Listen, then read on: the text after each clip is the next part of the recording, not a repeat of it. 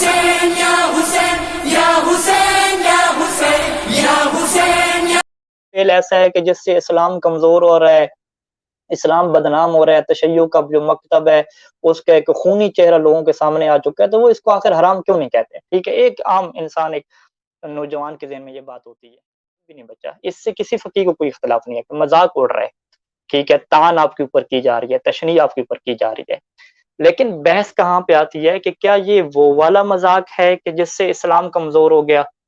اگر اسلام جس سے کمزور ہو جائے تو پھر فقیہ فتویٰ دے گا کہ ہاں یہ کام آپ کے لیے کیا ہے، حرام ہے، اور اگر اسلام کو اس سے کوئی خطرہ نہیں ہے، اسلام کمزور نہیں ہوگا، تو پھر فقیہ فتویٰ دے گا کہ نہیں، اس سے اسلام کیا کمزور نہیں ہوتا۔ اس بارے میں کیا اختلاف ہے؟ لہذا دو چیزوں کو مکس اپ نہ کریں، طعن و تشنیع، دشمن کا برا بلا کہنا، ان کا حضو اور استہزاء کرنا، اس میں کوئی شک نہیں ہے، موجود ہے، لیکن اس سے حرمت نہیں آتی۔ کوئی آپ کا مذاق اڑا دے، آپ کے کسی کام کا مذاق اڑا دے، اس سے یہ ثابت نہیں ہو جاتا کہ وہ کام حرام ہو گیا ہے، ٹھیک ہے۔ کب وہ کام آپ کا حرام ثابت ہوگا؟ وہ تب حرام ثابت ہوگا کہ اگر مذاق اڑانا ایک ایسی حد تک پہنچ جائے کہ جس حد میں اب اسلام کمزور ہونا شروع ہو گیا ہے، اسلام کے اوپر وہن کا کیا ہے، اٹیک ہو گیا ہے، کمزوری کا کیا اٹیک ہو گیا ہے، پھر یہ وہ مرحلہ ہوگا کہ جب فقیہ کہے گا کہ اب جو ہے وہ یہ فعل کیا ہو گیا، حرام۔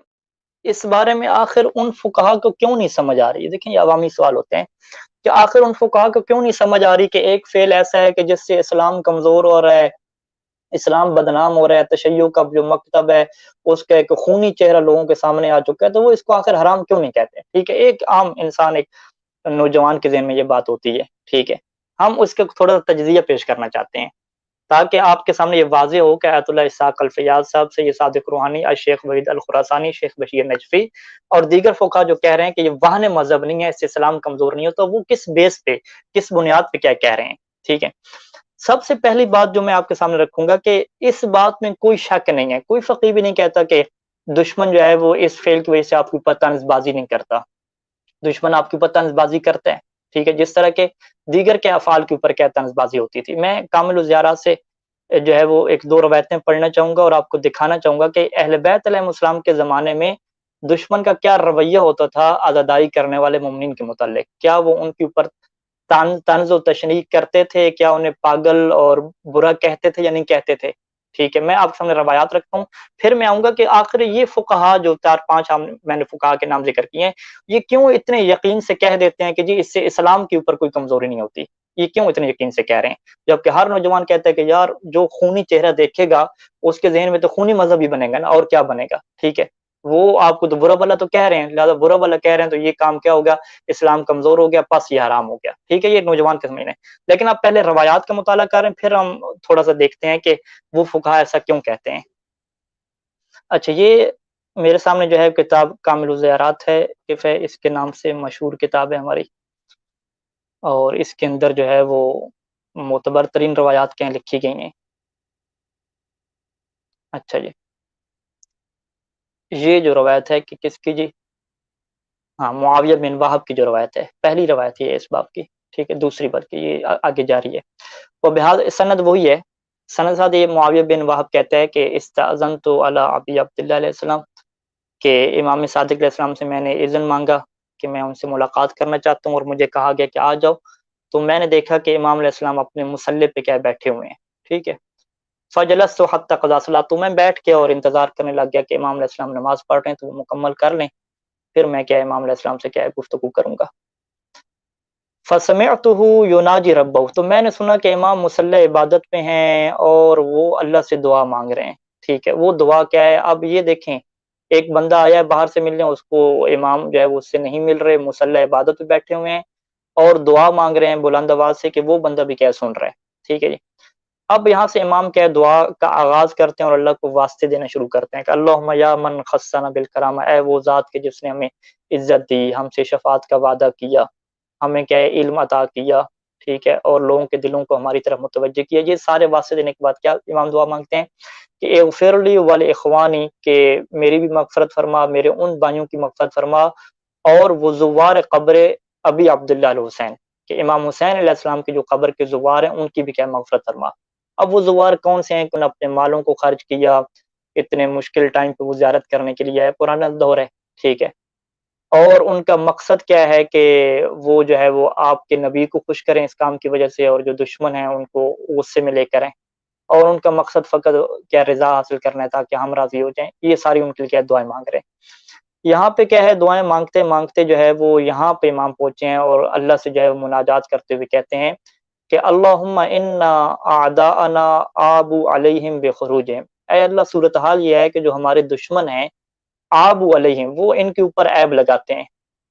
ٹھیک ہے، نجف اشرف میں یہ جملہ بچوں کے لیے استعمال ہوتا ہے کہ ہاذا عیب، کہ یہ بری بات ہے، غلط کام ہے، کہ ہمارے دشمن کیا ہے، ان زواروں کے اوپر، زائرین کے اوپر برا ہونے کا کیا ہے الزام لگاتے ہیں. کہتے ہیں کہ تم برا کام کر رہے ہو، تم اچھا کام نہیں کر رہے. کیوں؟ بے خروجہم، کیونکہ وہ اپنے گھروں سے نکل پڑتے ہیں اور زیارت کے لیے آ جاتے ہیں اتنے مشکل حالات میں. ٹھیک ہے، دشمن کا کام کیا ہے؟ ان کو عیب لگانا کہ تم برے انسان ہو، تم برا کام کر رہے ہو. لیکن فلم ینہم عن ذالک نشخوص، لیکن یہ دشمن انہیں مسلسل عیب جوئی ان کی کر رہے ہیں، لیکن یہ بات انہیں منع نہیں کرتی کہ وہ ہماری طرف آتے ہیں. خلافا منہم علی من خالفنا، ان کی مخالفت کرتے ہیں. پھر امام کیا ہے، ان لوگوں کے لیے دعا مانگنا شروع کر دیتے ہیں کہ دشمن جن کا مذاق اڑایا کرتا تھا کہ فرحم تلک الوجوہ، اے اللہ یہ جو دھوپ میں چل کے آتے ہیں اور ان کے چہرے کی رنگ تبدیل ہو جاتے ہیں، یعنی کالے رنگ بن جاتے ہیں. وہ جب کالا سیاہ رنگ بن جاتا تھا چہرے کا، وہ کہتے تھے دیکھو کیا شکل تم نے بنا لی ہے. ٹھیک ہے، گھر بیٹھے رہتے. تو امام دعا کر رہے ہیں کہ ان چہروں پہ رحمت نازل فرما کے غیرت تھا شمسوں کے، جن کو سورج کی گرمی نے کیا ہے، جن کی رنگت کو تبدیل کر دیا ہے. ورحم تلک الخدود التي تتقلب على حفرت ابی عبداللہ، اور ان رخساروں پہ رحم نازل فرما کے جو امام کی قبر کے اوپر کیا ہیں لگتے ہیں. یعنی یہ جو رخسار ہوتے تھے وہ رخسار کو امام حسین علیہ السلام کی قبر کے اوپر لگاتے تھے، تو وہ دشمن انہیں عیب کہتے تھے کہ تم قبر پرست بن گئے ہو، یہ کیا قبر کے اوپر گرے ہوئے ہو، اپنے رخسار لگا رہے ہو. تو یعنی یہ ایک اس روایت میں کیا آتا ہے کہ اس ٹائم بھی دشمن کا یہ کام تھا کہ وہ جو عزاداری کے لیے امام کی زیارت کے لوگ نکلتے تھے ان کے اوپر تنقید کرتے تھے. ٹھیک ہے، اور امام نے خصوصی طور پر ان کا ذکر فرمایا، اور پھر امام نے دعائیں مانگی کہ جس کام کے اوپر وہ لوگ تنقید کر رہے ہیں نا کہ تمہاری شکلیں تبدیل ہو گئی، یہ کیا تم قبر کے اوپر گر چکے ہو، اپنے رخسار لگا رہے ہو، امام نے ان کی دعا مانگی اور اللہ سے کہا کہ یہ ایسے ہمارے شیعہ ہیں کہ جو دشمن کی عیب جوئی کی پرواہ کیا نہیں کرتے. ٹھیک ہے، یہ ایک روایت اس باب میں ہے. اور اسی طریقے سے آخر پہ جو باب نوادر روزیارات ہے اس میں بھی کیا ہے ایک روایت ہمیں کیا ہے ملتی ہے، اور بھی روایات ہیں، بس ایک دو میں بیان کر کے اپنے موضوع کی طرف آؤں گا کہ واہن ہے یا دشمن کا کیا ہے مذاق اڑانا ہے.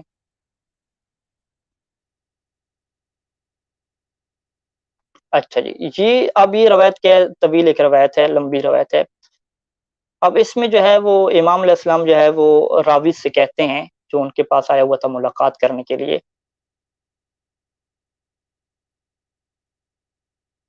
ٹھیک ہے، یعنی وہ ملاقات کا قصہ یہ ہے کہ حالات بڑے سخت تھے اور پھر بھی وہ زیارت کے لیے آتے تھے. تو امام نے یہ سے کہا کہ بلغنی ان قوم یاتونہ من نواحی الکوفہ وناس من غیرہم، کہ مجھ تک یہ خبر پہنچی ہے کہ کچھ قوم جو ہیں وہ کوفہ کے ارد گرد کے علاقوں سے آتے ہیں اور ان کے علاوہ بھی دوسرے علاقوں کے لوگ بھی آتے ہیں. ونساء، اور خواتین بھی آتی ہیں.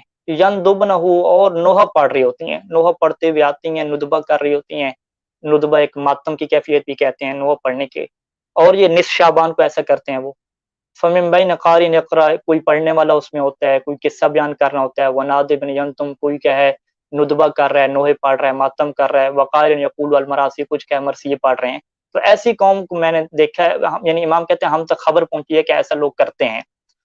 قل، تو راوی نے کہا کہ نام جول تو خدا کا کہ مولا آپ پہ قربان جاؤں، قد شہد تو بعض ما تصف، یہ جو آپ بیان کر رہے ہیں میں نے بھی بعض لوگوں کو ایسا دیکھا ہے کہ وہ بالکل آتے ہیں، خواتین بھی ہوتی ہیں، نوحے پڑھ رہے ہوتے ہیں اور ندبہ کر رہے ہوتے ہیں، مرثیے پڑھ رہے ہوتے ہیں. اب جو ہے وہ امام نے کہا کہ الحمدللہ الذی جعل فی الناس من یفد الینا، کہ اللہ کی حمد ہے کہ جس نے لوگوں میں سے ایسے بندوں کو قرار دیا کہ جو ہماری طرف آتے ہیں، ہماری مدح بیان کرتے ہیں، ہمارے لیے مرثیہ کہتے ہیں. وجعل عدونا من یطعن علیہم من قرابتنا. ٹھیک ہے جی، اور ہمارے دشمن کیا ہیں کہ ان کے اوپر طعن کرتے ہیں. دشمن کو یہ قرار دیتے ہیں کہ دشمن ان کے اوپر طنز کرنا شروع کر دیتے ہیں. اور کیا ہے جی، یادون بہم ویقبحون، دشمن کیا کرتے ہیں ان کو قبیح قرار دیتے ہیں کہ تم برے لوگ ہو، تم قبیح کام کر رہے ہو، برا کام کر رہے ہو، اور انہیں مسلسل کیا ہے برے الزام لگاتے ہیں، ان کے اوپر طنز و تشریح کرتے ہیں. لیکن امام ایسے بندوں کی تعریف کر رہے ہیں کہ جو دشمن کی پرواہ کیے بغیر جو ہے وہ یہ کام کیا کرتے ہیں.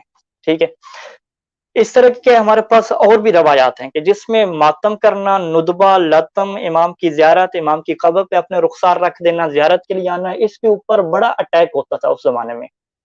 دشمن ٹھیک ٹھاک مذاق اڑاتا تھا، طنز و تشنیع کرتا تھا، مختلف قسم کے کیا القاب دیتا تھا، لیکن اس کے باوجود اہل بیت علیہ السلام نے ایسے لوگوں کی تعریف کی کہ جو اس چیز کی کیا پرواہ نہیں کرتے، ٹھیک ہے، ایک یہ بات ہوگی۔ پھر ہمارے پاس بہت ساری روایات ہیں کہ ایک زمانہ ایسا آئے گا کہ جو بندہ نیکی کا حکم کرے گا اسے برا سمجھا جائے گا، بلکہ نیکی کو برا سمجھا جائے گا اور برائی کو اچھا سمجھا جائے گا۔ اللہ کے رسول نے فرمایا ایسا زمانہ بھی آئے گا، حالات اتنے کیا بدل جائیں گے۔ اب ان سب حالات میں، ٹھیک ہے، میں اس نوجوان سے مخاطب ہوں کہ جو مرجعیت کے نظام کو مانتا ہے، ماننے کے باوجود وہ فقہا کو یہ کہہ دیتا ہے کہ یہ فقہا جو ہے وہ الاجاز باللہ من ذالک کا کسی قسم کا شعور نہیں رکھتے اور کہہ دیتے ہیں کہ اس سے اسلام کمزور نہیں ہوتا، ٹھیک ہے۔ بھئی فقہا دقیق طریقے سے دیکھ رہے ہیں کہ اس سے اسلام کمزور نہیں ہوتا، ہاں دشمن کی طعن و تشنیع ہے، دشمن کی طعن و تشنیع کو اسلام کمزور آپ کیوں کہہ رہے ہیں؟ طعن و تشنیع کرنا ان کا کام ہے، اہل بیت کے زمانے میں وہ کر رہے تھے طعن و تشنیع، اب بھی وہ کیا طعن و تشنیع کر رہے ہیں، لیکن یہ طعن و تشنیع وہن مذہب تک پہنچتی یا نہیں پہنچی، یہ آپ کیسے فیصلہ کریں گے، ٹھیک ہے۔ وہن مذہب کا مطلب کیا ہوتا ہے؟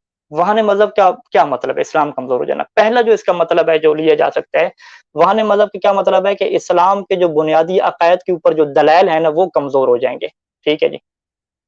اس کو کوئی بھی قبول کرنے کے لیے تیار نہیں ہے کہ بھئی ایک بندے نے زنجیر زنی ماری، کچھ قوم نے زنجیر زنی کی، اور آپ کہیں کہ اس کی وجہ سے جو امامت کے اوپر دلائل ہیں، اللہ کی توحید کے اوپر جو دلائل ہیں، وحی کے اوپر جو دلائل ہیں، اہل بیت علیہ السلام کے 12 اماموں کے اوپر دلائل ہیں، عصمت کے اوپر دلائل ہیں، سارے کمزور ہو جائیں گے۔ اسلام کے کمزور ہونے کی آپ تشریح کیا کریں کہ اسلام کے جو اصول ہیں، عقائد ہیں، دلائل ہیں، یہ سارے کمزور ہو جائیں گے، اس کا یہ مطلب ہے۔ یہ مطلب کوئی بھی کیا مراد نہیں دیتا۔ ایک بندہ زنجیر زنی کر رہا ہے، اپنے چہرے سے خون نکال رہا ہے، آپ کہیں کہ اس کی وجہ سے وہ جو فقہا دلائل دیتے ہیں نا توحید کو ثابت کرنے کے لیے وہ کمزور ہو جائیں گے، یہ اس کا مطلب نہیں ہے، یہ پہلا احتمال ہے۔ دوسرا احتمال آپ کیا لیں؟ دوسرا آپ یہ احتمال لیں کہ اس کا یہ مطلب ہے کہ لوگ جو ہے وہ اسلام کی طرف آنا چھوڑ دیں گے، لوگ کہیں گے کہ یار یہ لوگ وحشی ہیں، یہ لوگ اپنے آپ کو مارتے ہیں تو ہم کیا ان کی طرف نہیں جانتے، ٹھیک ہے۔ لوگ آپ کے جو ہے وہ دین کی طرف آنا چھوڑ دیں گے اور لوگوں کو روکنا شروع کر دیں گے۔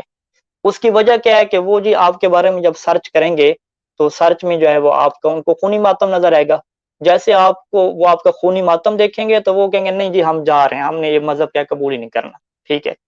اس طرح یہ اس کا مطلب ہے۔ اگر یہ مطلب ہے تو پھر جو ہے وہ اس کے اوپر کیا فقہا بحث کرتے ہیں، ٹھیک ہے۔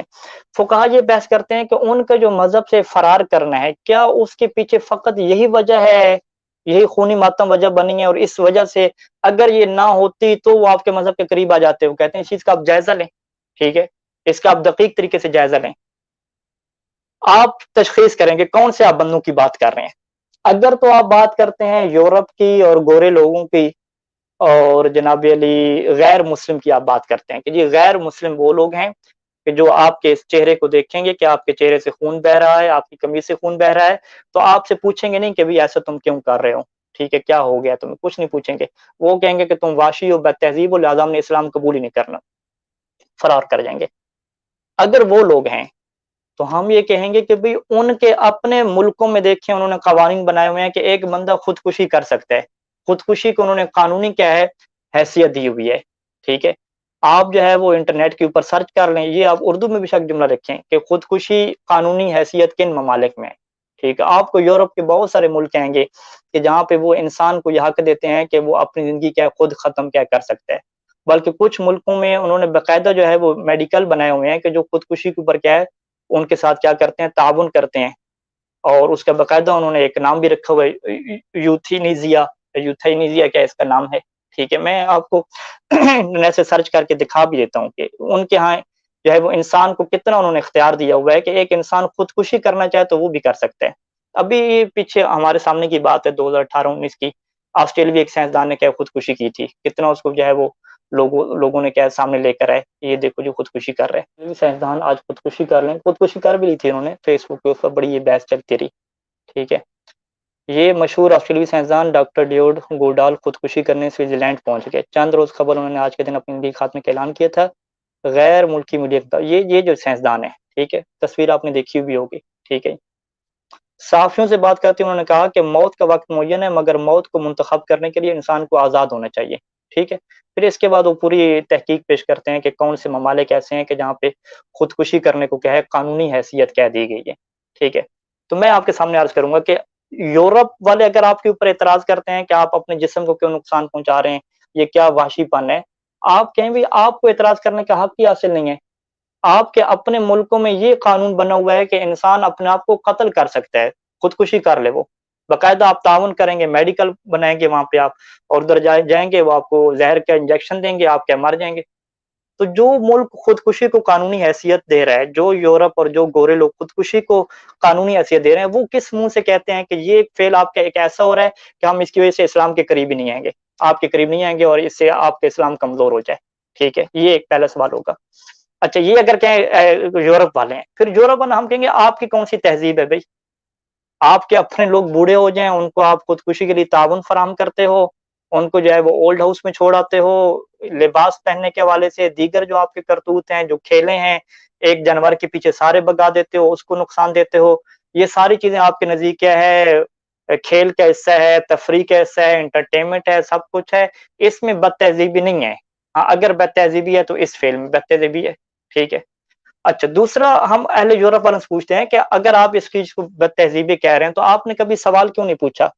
کبھی سوال پوچھیں کہ یہ وہ کام کیوں کر رہے ہیں، کیوں اپنے خون سے کیا ہے اپنے جسم سے خون نکال رہے ہیں. ٹھیک ہے. وہ کہیں نہیں ہم سوال نہیں کریں گے، ہم سیدھا کہیں گے کہ آپ لوگ غلط ہو. ہم کہیں گے بھی آپ کے اپنے لٹریچر میں، آپ کے اپنی کتابوں میں آپ نے تو یہ تک کہانیاں لکھ دی ہیں اپنی کتابوں میں کہ ایک انسان کو جو ہے وہ جلد فیصلہ نہیں کرنا چاہیے. ٹھیک ہے. وہ کہانی، مشہور کہانی کیا ہے، آپ نے بھی سنی بھی ہوگی کہ ایک کسان تھا اور جنگل میں رہتا تھا، اس کا کتا تھا اور اس کا ایک بچہ بھی تھا. تو وہ ایک دن آیا گھر میں، تو اس نے دیکھا کہ کتا گھر سے باہر نکل رہا ہے، اس کے منہ کے اوپر کیا خون ہے. تو اس نے کہا کہ اس نے جو ہے وہ میرے بچے کو کیا مار دیا ہے. ٹھیک ہے جی. اب اس نے کلہاڑا لیا اور کتے کو کیا اس نے مار ڈالا، کتے کو مار ڈالا. اور اس کے بعد وہ جب اندر گیا، وہ دیکھا کہ بچے کے قریب ایک بہت بڑا سانپ مرا ہوا ہے. اس سانپ کو کیا کتے نے مارا تھا. تو اب وہاں پہ وہ آپ کیا ایک درس دیتے ہیں، کیا سبق دیتے ہیں؟ آپ یہ سبق دیتے ہیں کہ اے انسان، تجھے جلد باز نہیں ہونا چاہیے. اگر تم کتے کے منہ پر بھی خون دیکھو تو فوراً فیصلہ نہ کرو کہ اس نے غلط کام کیا ہوگا، جاؤ پہلے تحقیق کرو اس بارے میں. تو ہم اہل یورپ والوں سے کہیں گے کہ جب آپ انسانوں کے اوپر خون دیکھتے ہیں، ان کے جسم پہ، ان کے سروں پہ، ان کے لباس پہ خون دیکھتے ہیں، تو یہاں پہ آپ فوراً فیصلہ کیوں کرتے ہیں؟ آپ نے تو انسانیت کو یہ درس دیا تھا کہ اگر جانور ایک کتا ہے، اس کے جسم پہ بغیر خون دیکھو تو فوراً فیصلہ نہ کرو، اس کے پیچھے جا کے تحقیق کرو، سرچ کرو. فوراً فیصلہ کرو گے تو پھر وہی حال ہوگا کہ اس نے اپنے باوفا کتے کو کیا مار ڈالا تھا. تو لہٰذا اس سے آپ کو کیا نتیجہ نکلے گا؟ ٹھیک ہے. یہ دوسری چیز ہوگی. تیسری چیز کیا ہے کہ یہ جو وہ تنقید کر رہے ہیں، کیا اس تنقید میں وہ فقط جو ہے وہ زنجیر زنی کو نشانہ بنا رہے ہیں، یا جو ہے وہ اور چیزوں کو بھی کیا ہے وہ نشانہ بنا رہے ہیں؟ ٹھیک ہے. یعنی کسی بھی آپ نے بندے کی تنقید کو دیکھنا ہو نا کہ یہ جو بندہ تنقید کر رہا ہے، تو آپ کیا جائزہ لیتے ہیں کہ یار فقط اس کو ہمارے اس کام سے پرابلم ہے یا اس کو ہر کام سے پرابلم ہے؟ اگر یہ ثابت ہو جائے کہ اس کو ہر کام سے پرابلم ہے تو آپ کہتے ہیں چھوڑ دو یار، اس کو دفع کرو. کیوں؟ یہ تو کسی کام پہ بھی راضی نہیں ہمارے نا. تو اب جو دشمن ہے، ٹھیک ہے، ابھی ہم بات کس کی کر رہے ہیں؟ اہل یورپ کی بات کر رہے ہیں. اگر دشمن کو آپ کے فقط زنجیر زنی اور قمر زنی سے پرابلم ہے یا اور کاموں سے پرابلم ہے، اگر انٹرنیٹ آپ اوپن کریں، وہاں پہ مسلم پریئرز، مسلم فنی پریئرز میں آپ چلے جائیں تو آپ کو پتہ چلے گا کہ اہل یورپ کو، جو ان کے افراد ہیں، جو جذباتی افراد ہیں، ان کو تو آپ کے ہر چیز سے کیا پرابلم ہے. وہ یہ نہیں دیکھتے کہ یہ آپ کا جو مسئلہ ہے اس میں فقہا کا اختلاف ہے، وہ یہ نہیں دیکھتے کہ اس میں مسئلہ ایسا ہے کہ یہ مباح ہے آپ کے نزدیک، وہ یہ نہیں دیکھتے کہ یہ مسئلہ ایسا ہے کہ جو آپ کے نزدیک مستحب ہے، وہ یہ نہیں دیکھتے کہ یہ ایک ایسا مسئلہ ہے کہ جو آپ کا ایک رکن ہے، وہ یہ نہیں دیکھتے کہ یہ ایک ایسا مسئلہ ہے کہ جو آپ کا عقیدہ ہے. کچھ بھی نہیں دیکھتے، وہ ایک ہی لائن پہ رکھتے ہیں. تم نماز پڑھ رہے ہو تو یہ تمہاری حالت کیسی بنی ہوئی ہے، تم نے یہ اپنے مقام کو کیوں بلند کیا ہوا ہے، تم یہ جو پتھر کے چکر لگا رہے ہو یہ تم کیوں کر رہے ہو. ٹھیک ہے. تم لوگوں نے یہ جو جہاد شروع کر رکھا ہے، لوگوں کو قتل کرتے ہو، یہ کیا کر رہے ہو. تم لوگوں نے جو حجاب شروع کر رکھا ہے، خاتون کو تم نے بند کر دیا، اس کو حقوق پورے نہیں کرتے. کیا کیا چیزیں ہیں وہ چھیڑ رہے ہیں. تو ان چیزوں سے فقہا کہتے ہیں کہ جب ہم یہ چیز دیکھتے ہیں کہ وہ آپ کی کسی چیز کو بھی نہیں چھوڑ رہے، تو ہم انہیں کہہ سکتے ہیں کہ ان کی یہ جو زنجیر زنی کے اوپر تنقید ہے، جو فقہا کا اختلافی مسئلہ ہے، یہ اس تنقید میں بھی ایسی تنقید نہیں ہے کہ جس سے ہم کہیں کہ یہ بہانے اسلام تک پہنچ چکی ہے، کیونکہ ان کا کام کیا ہے؟ تنقید کرنا ہے. ٹھیک ہے. میں جو ہے وہ کچھ آپ کو اور بھی تنقید کے کیا ہے مثالیں انٹرنیٹ سے کیا دکھا سکتا ہوں کہ دیکھیں یہ جو ایک کہتے ہیں کہ جی یہ جو مسلمان ہوتے ہیں نا وہ جب سرچ کرتے ہیں شیعہ لکھ کے تو ساری جو ہے وہ خون کی تصویریں آتی ہیں.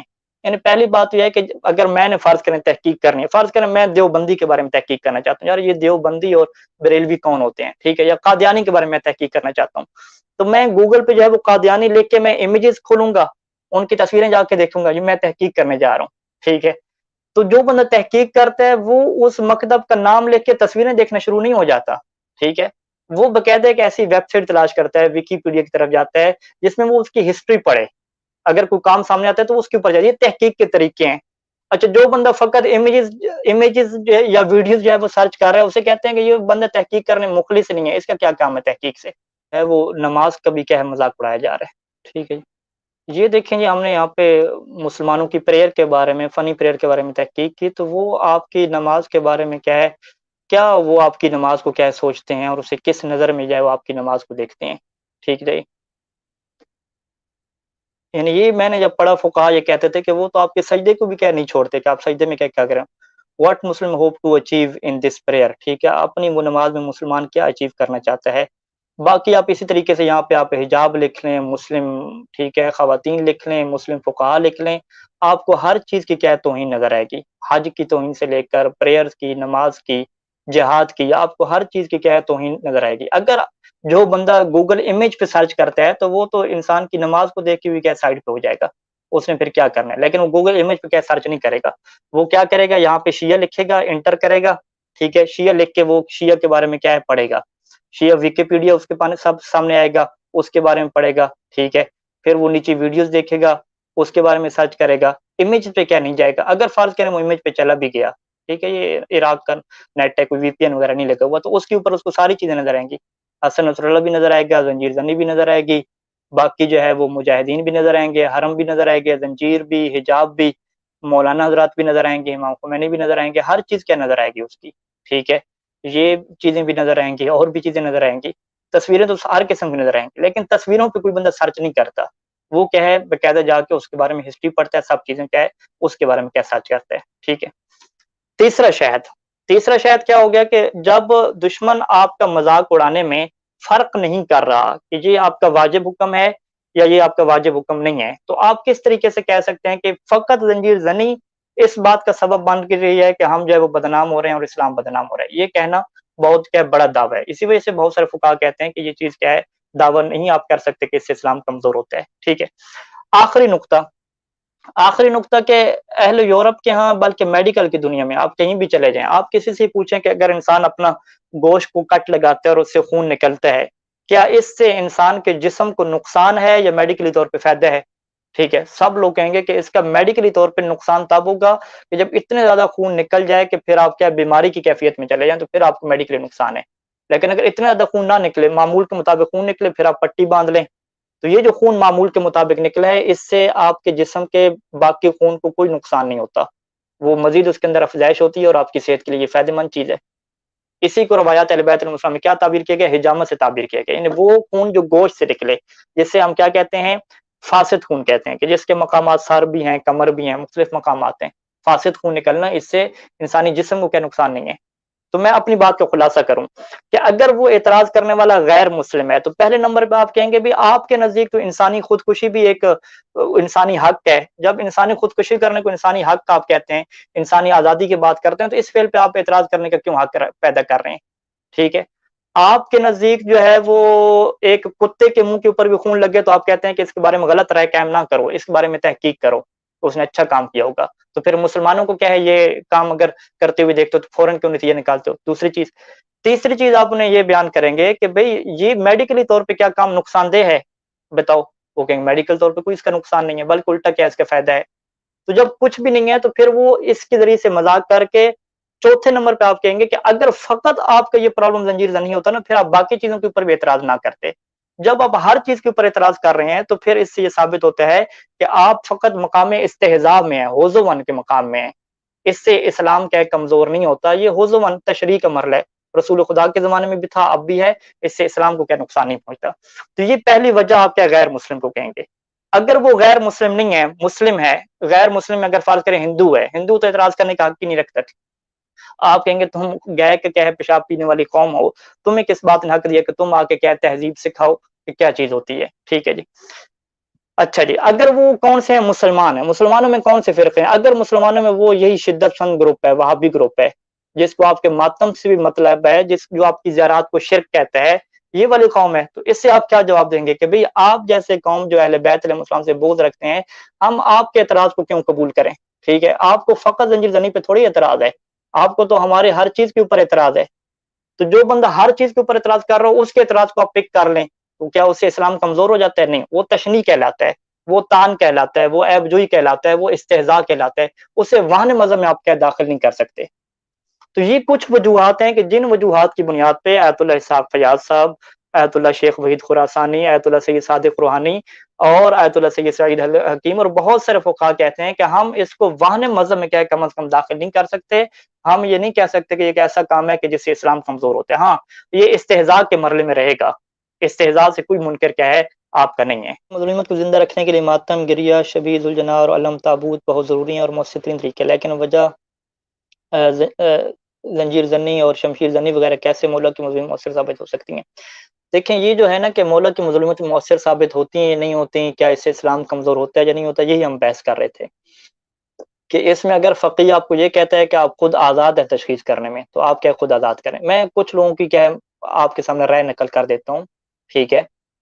کچھ لوگوں کا یہ ماننا ہے، یہ سمجھنا ہے کہ ہم جو ہے وہ جو نجف کی میں تطویر کی بات کروں کہ نجف کے اشرف کے اندر، کربلا کے اندر جو تطویر ہوتی ہے، شیخ نمر جو سعودی عرب کے تھے جنہیں پھانسی دی گئی تھی، وہ جس کی تائید کرتے تھے، یہاں پہ جو تطویر کا طریقہ ہے وہ بڑا ڈفرنٹ اور الگ قسم کا ہے۔ یہاں پہ جو ہے وہ جب سر پہ تلوار لگائی جاتی ہے تو سارے لوگ جو ہے وہ سر منڈواتے ہیں، اور فقط سار میں جو ہے وہ فقط عاشور کے روز وہ کیا کرتے ہیں، نماز فجر کے بعد تطویر کرتے ہیں، چہلم پہ بھی نہیں کرتے، باقی مواقع پہ بھی نہیں کرتے، ایک دفعہ، اور کرتے بھی کیا 10 محرم کو ہیں۔